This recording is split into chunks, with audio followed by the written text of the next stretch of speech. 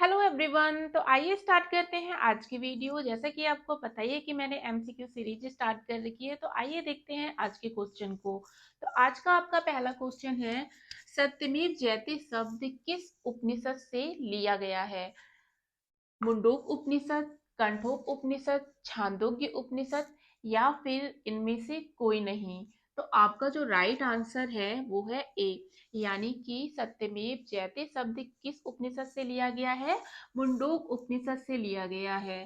सत्यमेव जयते का अर्थ क्या है? हमेशा ही सत्य की जीत होती है। और ये जो शब्द है ये किस उपनिषद से लिया गया है? मुंडोक उपनिषद से लिया गया है।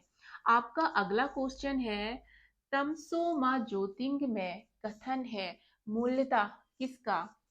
उपनिषदों का, पुराणों का, महाकाव्यों का या फिर इनमें से कोई नहीं। तो आपका जो राइट आंसर है वो है ए, यानी कि उपनिषदों का कथन है ये।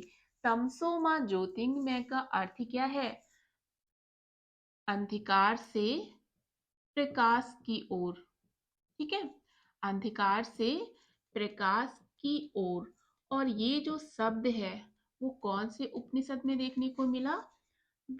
बृहदारण्यक उपनिषद में देखने को मिला।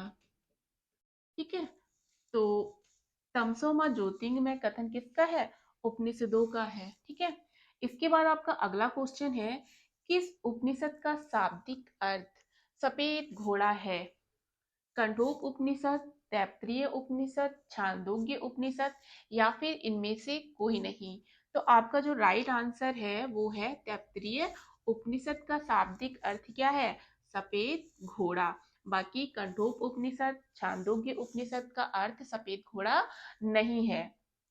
इसके बाद आपका अगला क्वेश्चन है, सत्यकाम जबाल की कथा जो अनब्याही मां होने के लांछन को चुनौती देती है किसमें उल्लेखित है?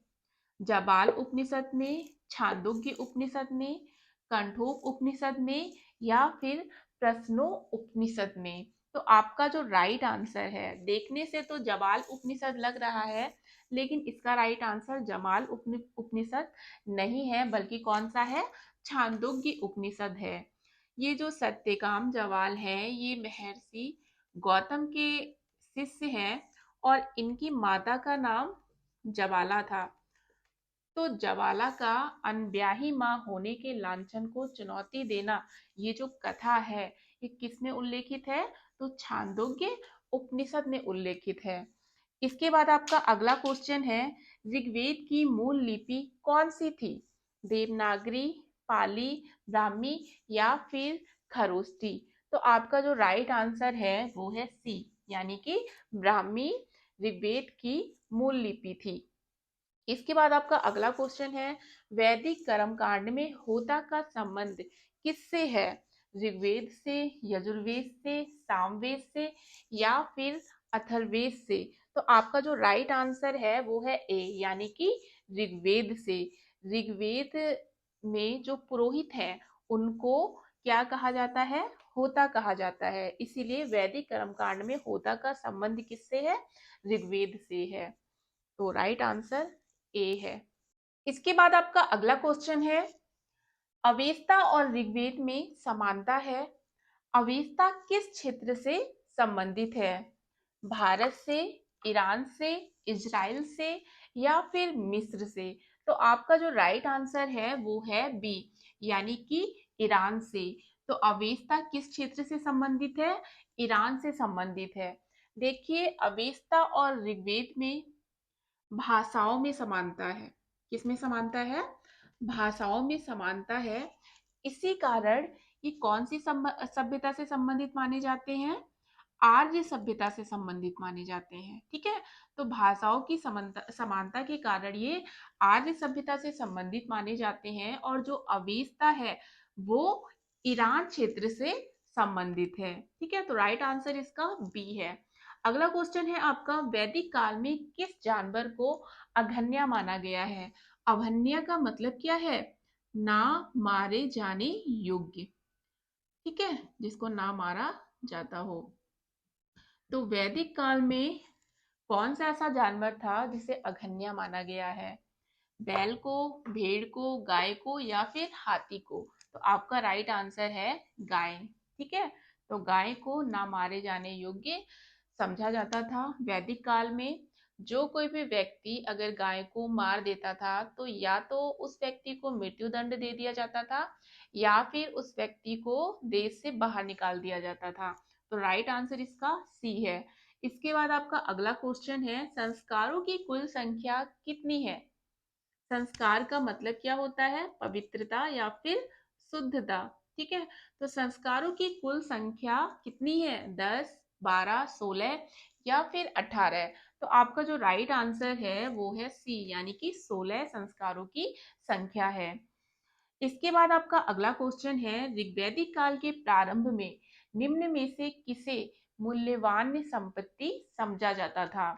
भूमि को, गाय को, जल को या फिर स्त्री को? तो आपका जो राइट आंसर है वो है बी, यानी कि गाय को ऋग्वैदिक काल के प्रारंभ में सबसे मूल्यवान संपत्ति समझा जाता था। अगर राजा किसी को पुरस्कार देता था तो वो पुरस्कार के रूप में भी किसे देता था? गाय को देता था। और गाय जितनी, जिस व्यक्ति के पास जितनी ज्यादा गाय होंगी उतना ही ज्यादा उसका वैभव माना जाएगा। ठीक है, इसके बाद आपका अगला क्वेश्चन है, जीविकार्जन हेतु वेद वेदांग पढ़ाने वाला अध्यापक क्या कहलाता था? आचार्य, अधर्व्यु, उपाध्याय या फिर पुरोहित? तो आपका जो राइट आंसर है वो है सी, यानी कि उपाध्याय। वेद वेदांग पढ़ाने वाला अध्यापक क्या कहलाता था? उपाध्याय।